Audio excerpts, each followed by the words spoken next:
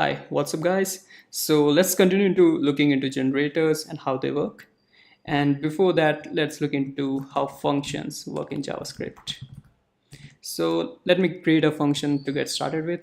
So let's say we create a function, it's called say hi, and it returns a string called hi. And now let me call this function and store its value into a variable called result. So now if I log this out into the console, it's console.log result. So I got value hi into my console, so which is pretty common. So this is how functions work in JavaScript. And so a few points I would like to talk about is how functions work. So functions usually run to completion, and there's no way for us to kind of pause the execution in between. So what that means is if there are some other statements that are going here into this block, so we cannot really pause this function while it's running. So until and unless it has executed a return statement, it will keep on executing itself. So that's pretty common how functions work. And the second point I would like to talk about is that there's no way for us to return multiple values from a function. So what I mean by that is if I were to do a return world here, so now my function has stopped its execution after it came across this return statement, and now this return statement was never executed. So it's like pretty inherent to how functions work, but generators allow us to kind of go beyond the limits of a function. And let's look into how generators works next. So let me create a generator function next. So I'll create a generator function. Let's say it's called say hi generator. And so generator function, they have a like pretty similar syntax, but you need a asterisk after the function or before the function display name. So either way works. So all you need is a asterisk sign. And let's go into the body of this function, and let me do a return hi here. So a generator function is like pretty similar to how we had our hi function earlier. And let's get the value here. So I'll say const result generator is equal to say hi generator. And next, let me log this out into the console and see what I get. So result generator. Yeah. So you would have noticed that it's looking a bit different from what we had when we executed a function. So there we got the return value as it is, but here we're getting something different. So this is actually called a generator iterator, or you can call it a generator object in general.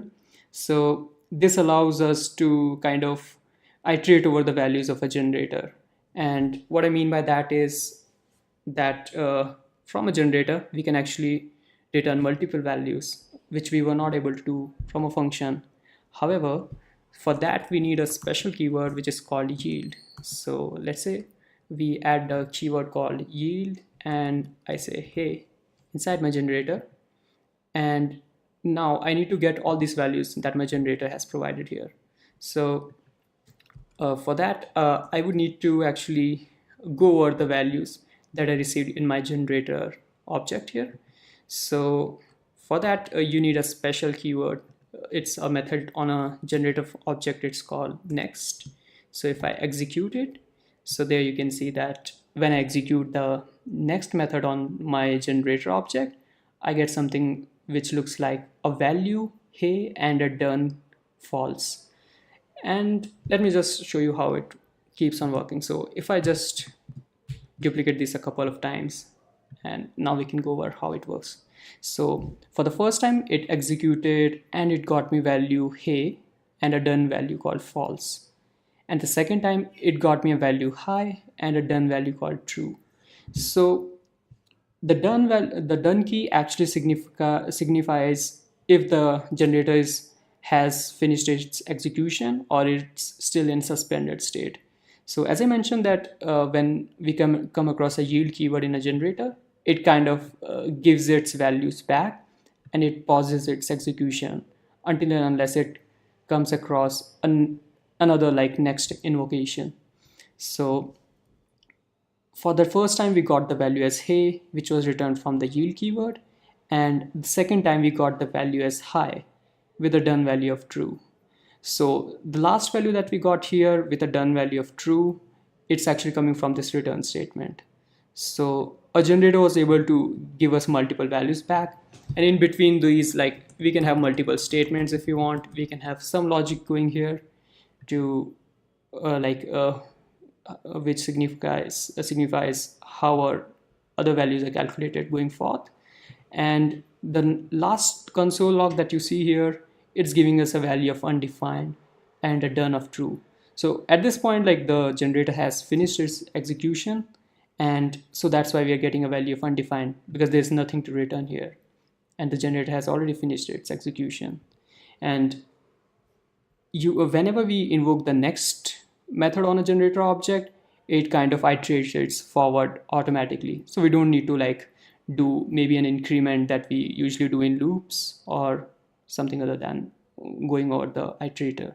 So one more thing like we can look into is using the for of loop in a generator. So for that, let me create a new generator object out of my generator function.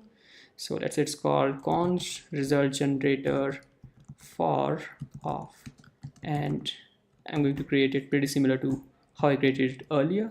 And now I will use the for of loop.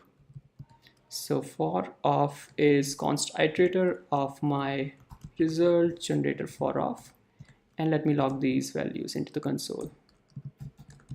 So yeah, and as you can see, like right now we're getting only the value hi, hey here. So we are not getting the values in the format that we had earlier when we used the next method, because for of loop like already does that for us. It passes the iterator correctly. And if we had multiple yield statements here, so let's say I had yield hey world and maybe something other than that, hey guys. So now you can see like our for of loop is returning all these values here. So first we got hey, then we got world, then guys, and the last value, which is from the return statements, it is actually overthrown. So this value is neglected, so for of loop you can get access to this value. So that's one thing that you might know. And another thing like which generators allow us, it's to pass a value back into the generator. So when we run a function, we cannot pause it before the completion, and we cannot really provide it outside interaction to control how the flow goes. But generators actually allow us to do that. So for that, let's create another generator function here, and let me call it function, and let's say new generator. And I'm going to add the asterisk sign here, and let me yield the value. So I called yield something, and then I return final value.